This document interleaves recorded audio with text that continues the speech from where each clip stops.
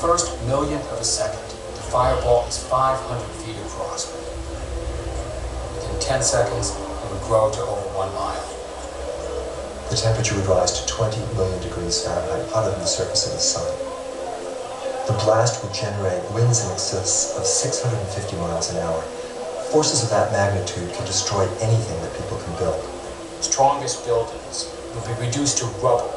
Tens of square blocks would just be melted, would just be evaporated. Everything would be vaporized. The buildings, the cars, the trees, the people, the upper level of the earth itself.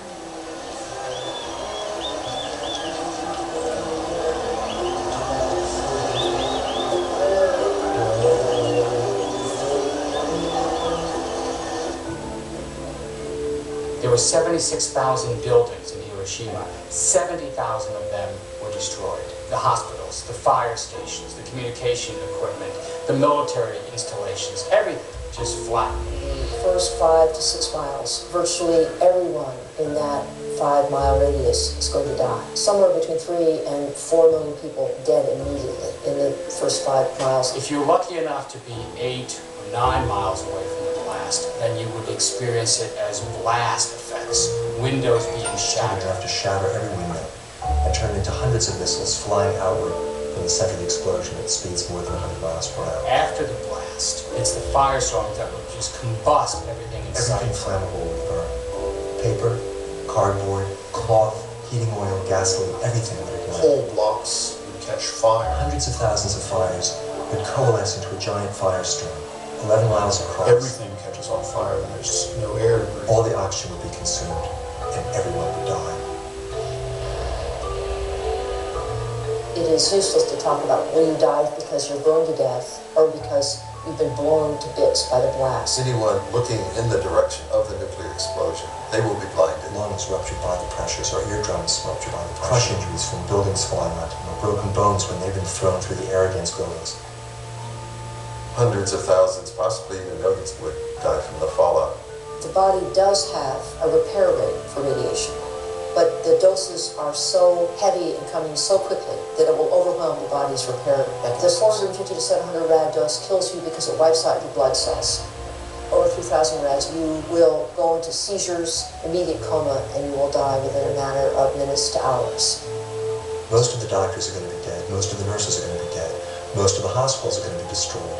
Huge numbers of casualties and no medical equipment. There will be a need for antibiotics, tens of units of blood per person. There won't be any electrical power. Vast amounts of intravenous fluid to sustain people who've been burned, just burned. You couldn't treat all the burn victims. And then at a certain point, the casualties become so high, it's pointless to try to make any sense out of it. The doctor in the Red Cross hospital, who turns into an automaton, binding, swabbing, daubing, binding, swabbing, daubing.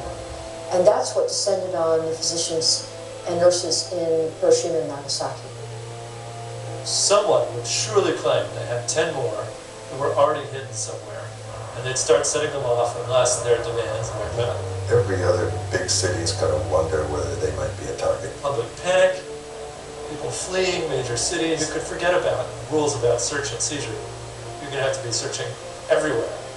You can forget about civil liberties when people realize a whole city was just destroyed. Take the Bill of Rights, you put it up on a shelf, and you might never see it again.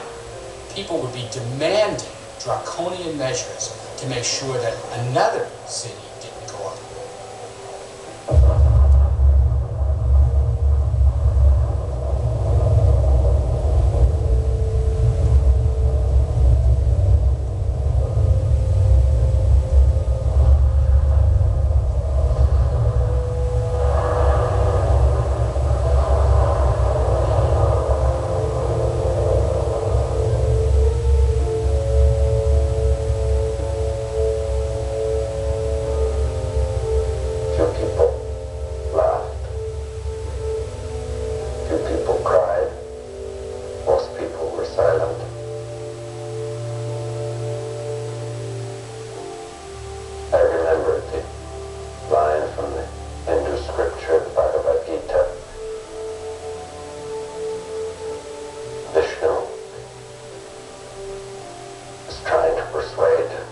the prince that he should do his duty, and to impress him takes on his multi-armed form and says, "Now I am become death, the destroyer of worlds."